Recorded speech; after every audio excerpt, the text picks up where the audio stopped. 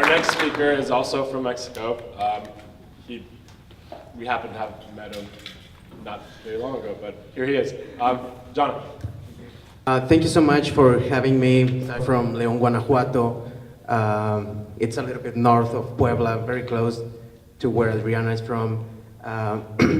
So my picture is that one.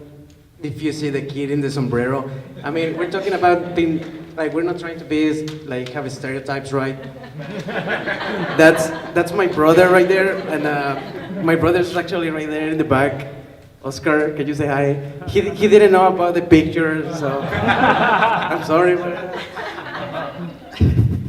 Okay, so basically I'm just gonna be talking about my perspective as well as an immigrant, and trying to connect this with the education system in the United States and how we deal with immigrants, you know, in education. Well, I'm gonna read as well, like Adriana. So, I'm from Mexico, from a city called León. The state is Guanajuato. I was born and raised in León. I came to the United States in January of 2005. I still remember the adventure that I lived through, probably not as exciting or dangerous as the story of many other immigrants. The day we decided to move seemed kind of surreal. I remember my dad, mom, my little brother, and I packing stuff and putting it in a Ford Ranger 97. I was like 14 years old at the time, and I decided to sell my Xbox in order to get some cash. So we said goodbye to friends and family. We started driving all the way from León up to the border where we reached Juarez, Ciudad Juarez.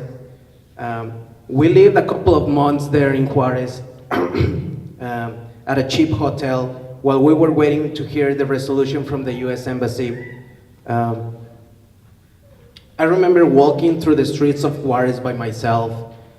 They were different times way before the narco war exploded. We finally got our papers and made it to the other side, to the north. I remember the first time I saw an American gas station and noticed how the customers pumped their own gas into their cars. That was mind-blowing to me. We drove all the way from Laredo to San Antonio, to Houston, to Louisiana, to Mississippi, to Alabama, and through Chattanooga. And finally, we arrived to Dalton, Georgia. The reason why we moved was because we did not have the economic means or resources to live a proper life in Mexico. My parents did not have a profession and jobs were very scarce in Mexico. My dad was a welder, and he still is.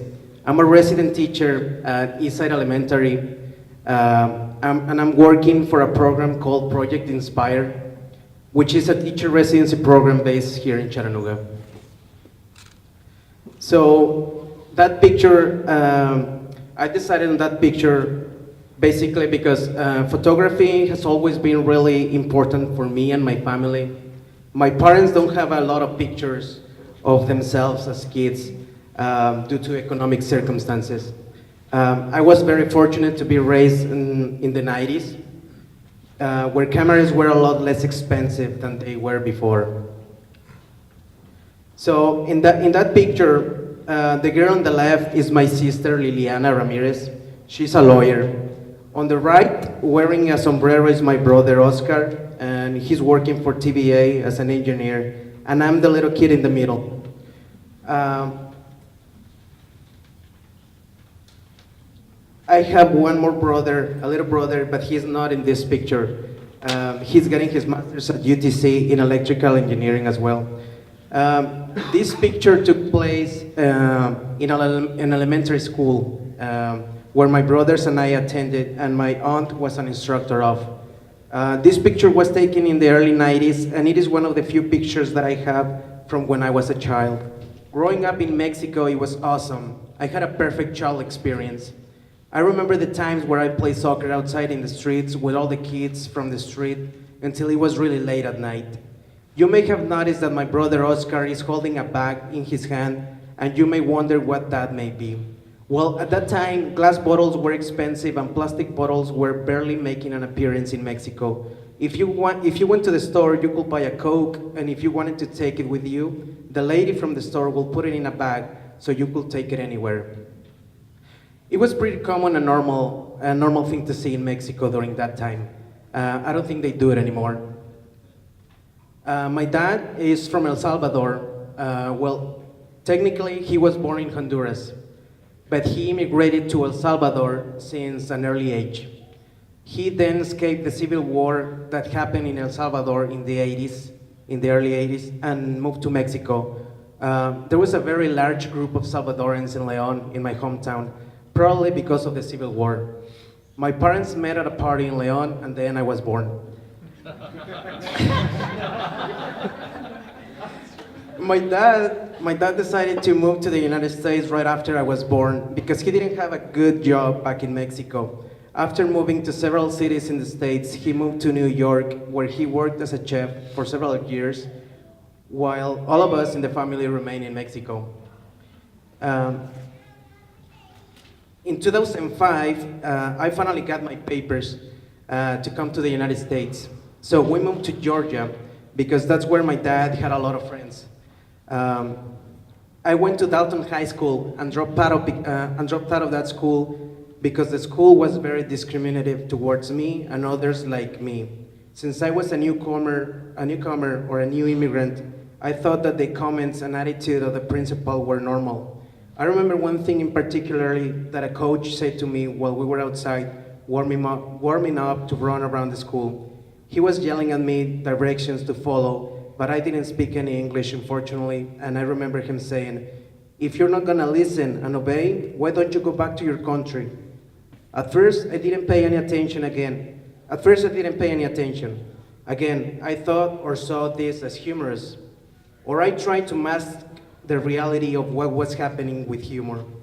But some of the students that spoke English came to me and asked if I was all right, and told me that I shouldn't take any insults like that. A couple of them even wanted me to sue the coach. I was absolutely overwhelmed and didn't pay any attention at all. But I kept playing his words in my mind, trying to figure out what he meant with those comments. The police officer in the school was always treating my friends like animals and complaining about anything. One time, my friends were having an argument with the officer, and the officer simply tackled my friend and threw him to the ground. I knew there were many cases like this, but nobody did anything because it was useless to even complain to the principal.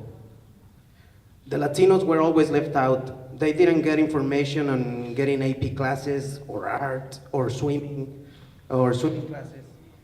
The most that they will offer Latinos will be like ROTC classes. I ended up going to a different school for kids that get in trouble. The school had a total different atmosphere. The teachers were incredible and relatable. I graduated right away and went to college. During college, I started to have a lot of curiosity towards many issues, particularly immigration, society, and poverty. I started looking for answers and was amazed by the amount of information that was out there. I was amazed about learning about Brown versus Board of Education. See, during high school, all the negativity from the teachers actually got to me. I started to believe, hey, maybe I don't belong here. Maybe I'm not good enough. Maybe I don't deserve to be in this country. All of this generated from teachers that were supposed to encourage me and embrace my intelligence.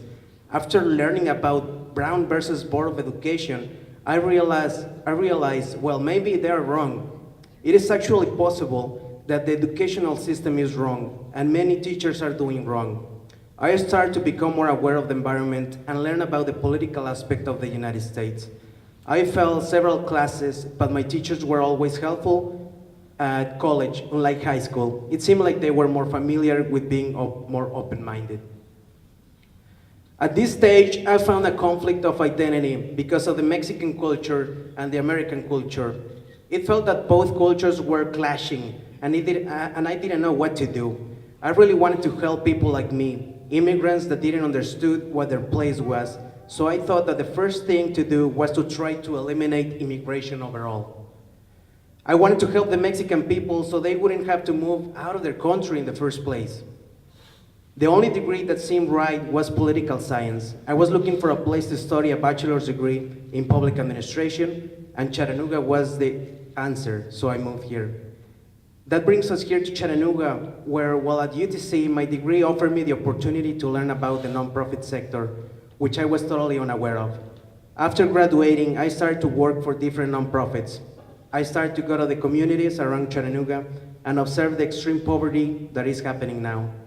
First, I started working for Young and Wiser, a nonprofit created to mentor students from high school and middle schools around Chattanooga in issues like suicide prevention, bullying, alcoholism, and drug abuse. We noticed that students that suffered the most from these issues were the ones under poverty. The YMCA offered me the opportunity to deliver food to communities in need around the area. I went to places like Clifton Hills, Carruthers Park, East Lake Park, Emma Wheeler Apartments, etc. At Carruthers Park, something interesting happened. I met every day with a few families and their kids, and they joined to have a meal. We played games and had fun. The families were from Guatemala, and some of the moms started to talk to me about two kids in particular. The kids were having difficulty with coping with the deportation of their father. They started to get in trouble in school, picking up fights at random, leaving the house, and not obeying the poor mom that was working 2 jobs. I talked to my boss, Bill Rush, and he went to speak to the families and offered a specialized summer camp for the kids at no cost. Then, he offered free swimming lessons at the Y for the rest of the kids. The Y also provided a church bus to transport the kids, and Bill himself was the swimming instructor. After summer, the families were motivated and very grateful for the work done. This happened in a single summer in Chattanooga, but imagine all the other families around the area that need help. I became an after-school teacher for students from East Lake Elementary. I totally fell in love with teaching those students. I saw myself reflected on them. They were so kind to me and welcoming and eager to learn that I decided that I needed to become a teacher. Now, I'm teaching at Eastside Elementary, and it is absolutely amazing. I love my job. I will not trade it for anything. I have the opportunity to be the change that I wanted to make. 70% of Eastside students are Hispanic or Latinos. I enjoy talking to the parents. I enjoy teaching my students because I see myself reflected in them. My life has taught me many things, and I can see all of them reflected from looking at this picture. To be always humble, to remember your roots, where you came from, and what things you have faced to be here. Number 2, that family is very important. Since I came to America, they have been always by my side. We have faced the same difficulties as well as the same wins. We have been through so much as a family, and I don't think I will have managed to live here without my family. I can even think of how hard will it be to be an immigrant and be by yourself. And many immigrants live that way here, unfortunately, and a lot of families are separated. So if you have your family, embrace it. If you don't have your family, I hope you get to see them soon, and I know for a fact that they feel proud of the incredible work that you do here in America. Number 3, education. Education has opened the doors for me, and I want to give back. The students from our inner city neighborhoods need great teachers. Education was so important for my development in society and as a person that it made me understand that if we deprive our students from a good education, we will see the consequences in the future. The last one is immigration. I'm an immigrant from Mexico, and now I'm an American citizen. I want you guys to know that immigration is a natural aspect of humanity. We are part of nature, and sometimes we look for different places to move and be happy. Let's think about the nature of immigration before we make judgments when we see families of immigrants in our community and in our nation. That's all.